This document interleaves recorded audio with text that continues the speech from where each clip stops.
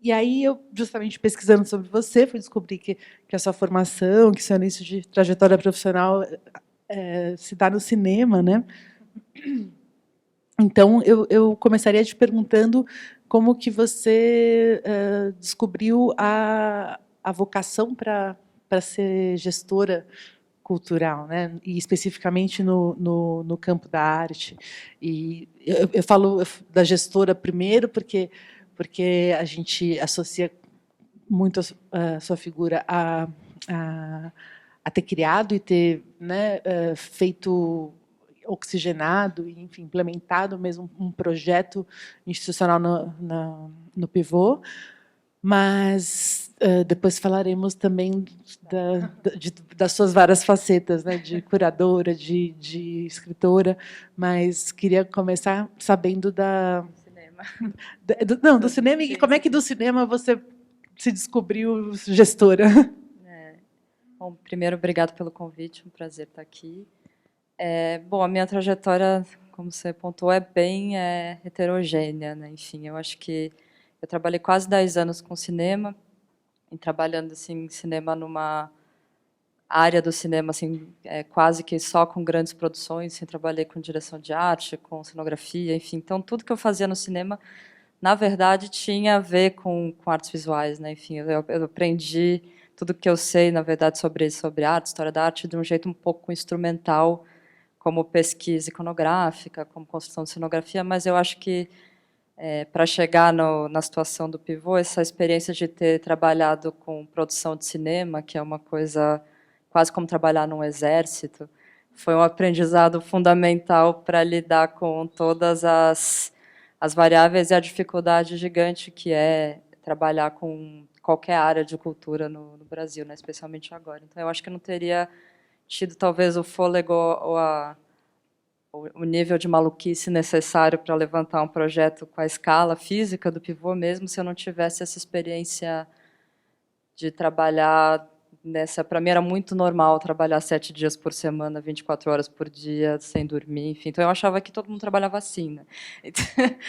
Então, tanto que a primeira equipe do Pivô foi uma equipe toda de cinema, assim, eu não sabia muito, eu sabia que aquela vocação, a história é bem longa como o projeto começou, mas ele é uma instituição sob medida para uma situação, né? Que é uma situação que é aquele espaço no edifício Copan ter ficado durante 20 anos fechado, que, na verdade, para mim, sempre foi uma espécie de indignação, né? Como é que alguém deixa um espaço desse fechado, ou uma cidade deixa alguém deixar um pouco, o que a Renata falou agora há pouco, essas situações de inoperância, de letargia no edifício que é o grande cartão postal de São Paulo, né? Então você coloca assim, São Paulo no Google Images aparece o Copan.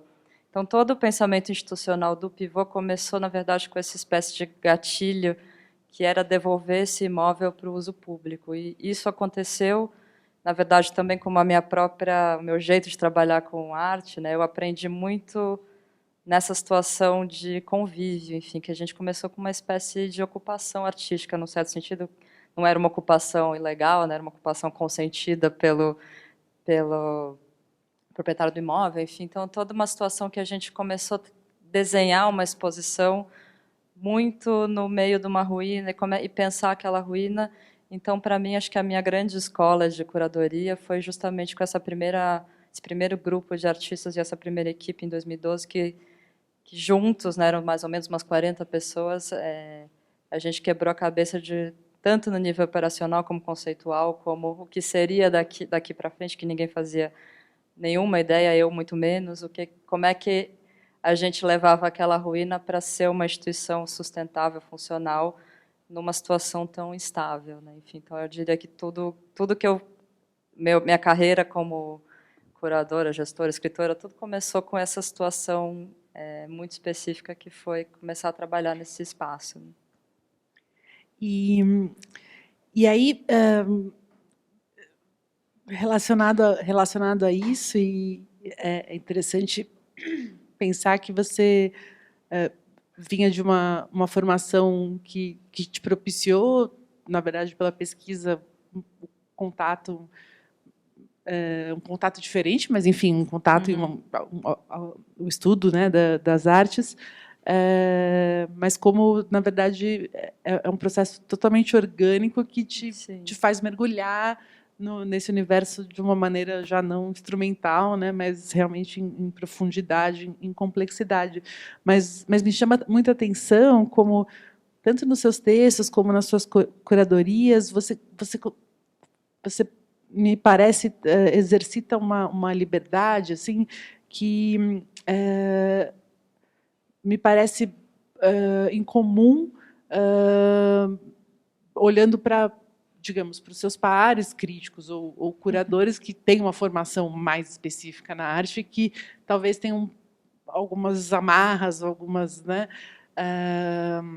alguns condicionamentos que ainda dos quais não conseguiram se livrar, assim, né, para atuar com mais liberdade. E então eu queria entender se tem a ver com ter vindo do cinema, né, essa liberdade, ou se tem a ver com também sempre fico me questionando sobre a coisa geracional, porque também você é mais jovem, aí também acho que tem, né, uma outra turma, uma outra reflexão, um outro contexto também, né, de pensar a arte, de vivenciar a arte.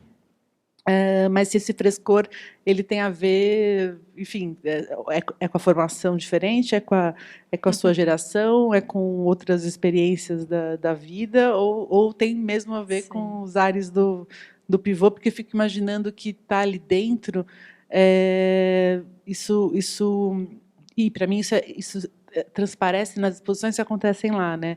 Tem uma questão do impacto que você deve sentir no corpo e que também passa pelo pensamento, pelo simbolismo daquilo. Como é que é passar 24 horas por dia dentro uma utopia, né, da arquitetura e do urbanismo?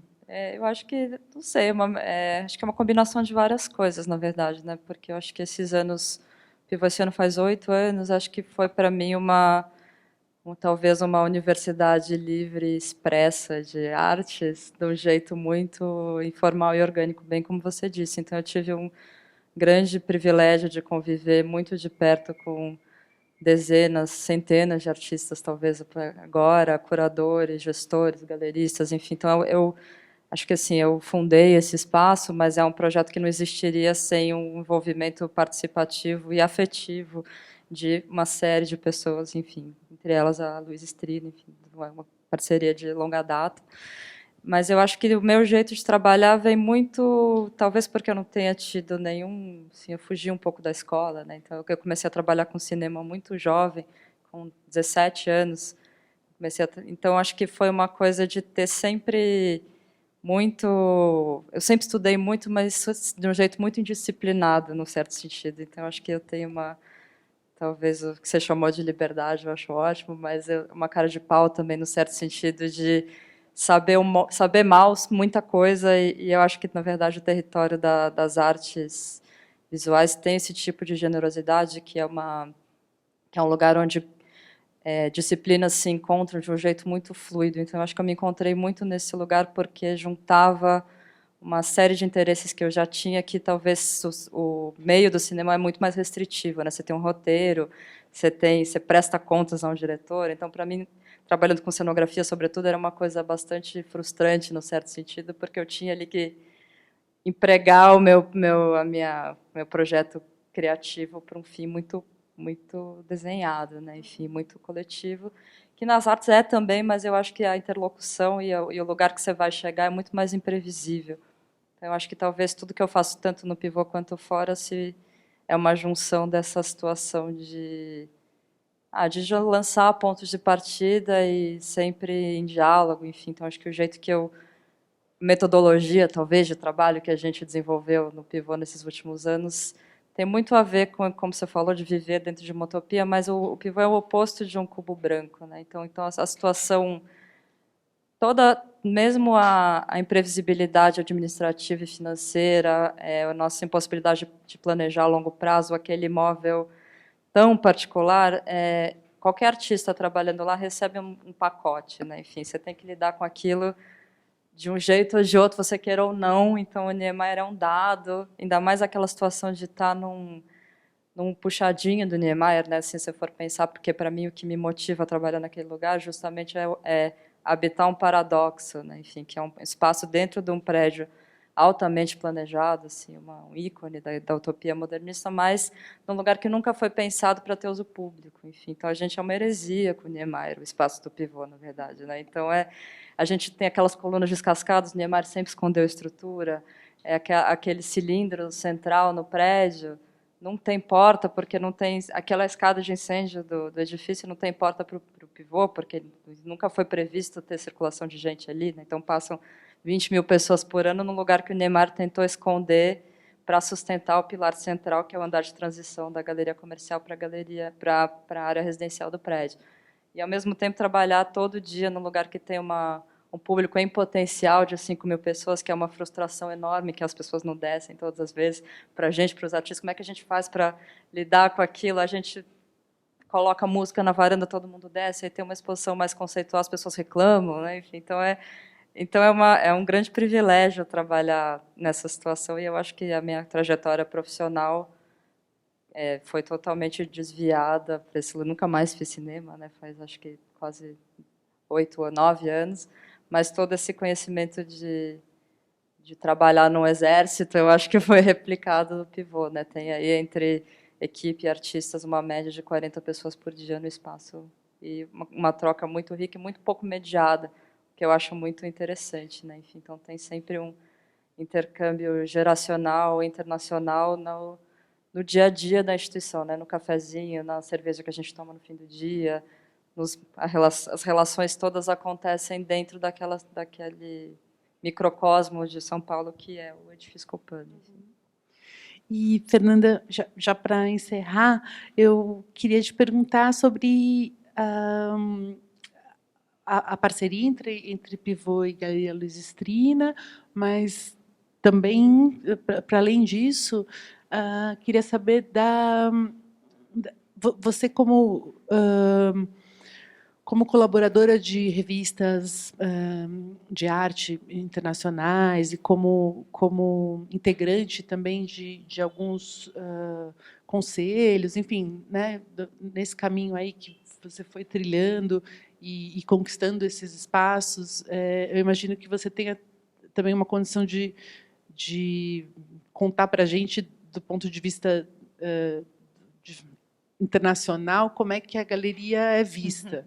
Ou, enfim, não sei se não é uma pergunta que eu tinha previsto, mas é que depois me ocorreu. Então, eu queria saber da sua relação com a Luísa e também o que você pode contar, né,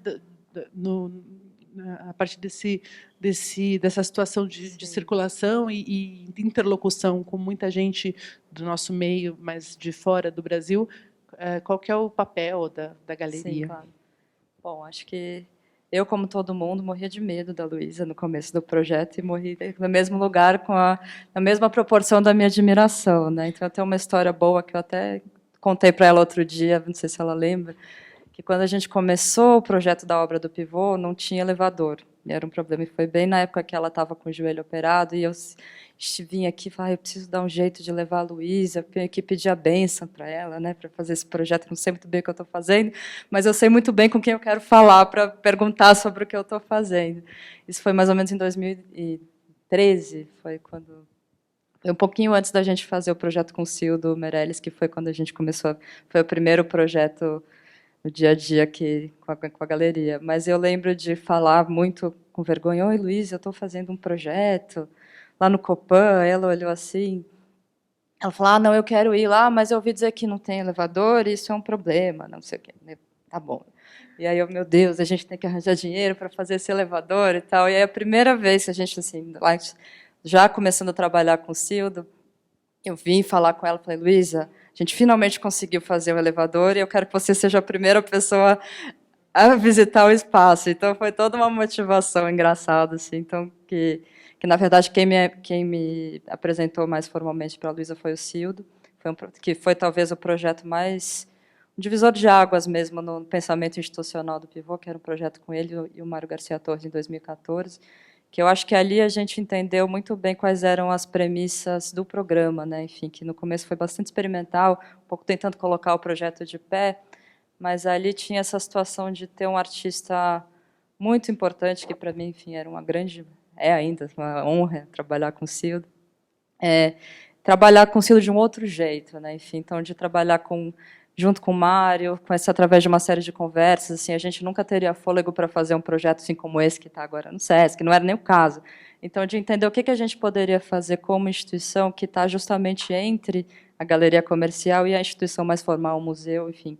Então, acho que a gente aprendeu muito com esse projeto e foi uma época que sim, com todo o apoio da galeria, a gente começou uma relação aí com uma série de artistas, depois Tunico Awad, o Ale da Cunha, enfim, agora mais recentemente um projeto que foi também fundamental para o Pivô, que foi com a Ana Maria Maiolino e a Laura Lima e a Ana Lineman, que foi uma honra para a gente trabalhar também com essas 3 artistas e também ter um envolvimento da galeria muito afetivo com o programa, através de sempre ter, acho que a gente sempre teve um grande encorajamento e uma relação muito importante com a Luísa e com a equipe inteira da galeria, enfim. Então, e também aí respondendo sua pergunta sobre o que eu escuto fora, né? Enfim, é quase que, enfim, é uma unanimidade, talvez a relevância da Luísa, da galeria como um todo na projeção da arte brasileira internacionalmente, né? Enfim, a primeira galeria a sair de fato do Brasil, fazer feiras internacionais, mas também acho que muito pela